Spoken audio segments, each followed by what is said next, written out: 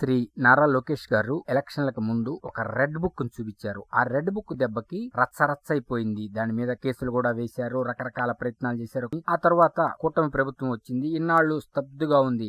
ఏముందిలే, పట్టించుకోలేదు, red book open కాలేదని ఆ విషయాన్ని నారా లోకేష్ గారు చెప్పేశారు. రెడ్ బుక్ ఇంకా ఓపెనే కాలేదు, మీకెందుకు ఇంత ఉలికిపాటు అని. అంటే వీళ్ళు ఏవో తప్పులు చేశారో ఆ తప్పులన్నీ ఆయన రెడ్ బుక్ లో నోట్ చేసుకున్నారు అని అందరికి అర్థమైంది. దాని వల్లే ఉలిక్కి పడుతున్నారు వైసీపీ వాళ్ళు. రెడ్ బుక్ అని కేసులు కూడా వేశారని ప్రతి వాళ్ళకి అర్థమైపోయింది. కూటమి ప్రభుత్వం కొలువు తీరింది. ప్రస్తుతం ఆ యొక్క రెడ్ బుక్ పనిచేస్తుంది అంటానికి ఉదాహరణ రీసెంట్ గా జరుగుతున్న సంఘటనలు. ఒక్కొక్కటిగా చూసామంటే మనకు అర్థమవుతుంది. ప్రజలు ఈజీగా అర్థం చేసుకుంటారు. ఎందుకంటే ప్రజలు చాలా విజ్ఞత గల వాళ్ళు హంసల్లాగా నీళ్లని పాలని వేరు చేసి చూడగలరు. అలాగే వారు ఇప్పుడు అనుకోవటం ఏమిటి, ప్రజల అభిప్రాయం ఏమిటంటే రెడ్ బుక్ ఓపెన్ అయింది, చాలా మందికి బోల్ట్లు బిగిస్తున్నారు, స్క్రూలు బిగుసుకుంటున్నాయి కాబట్టి టైట్ అవటం వల్ల మంటలు రేగుతున్నాయి, ఇక నెక్స్ట్ ఎవరి వంతు అని చూస్తూ ఉన్నారు. చూద్దాం ఈ రెడ్ బుక్ ఎటువంటి రచ్చ చేస్తుందో. కానీ ఒకటి మాత్రం వాస్తవం, తప్పు చేసిన వాళ్ళు తప్పనిసరిగా శిక్ష అనుభవించాల్సిందే అన్నది పూర్వయుగాల నుంచి వస్తున్న సిద్ధాంతం. కాబట్టి తప్పు చేసి ఉంటే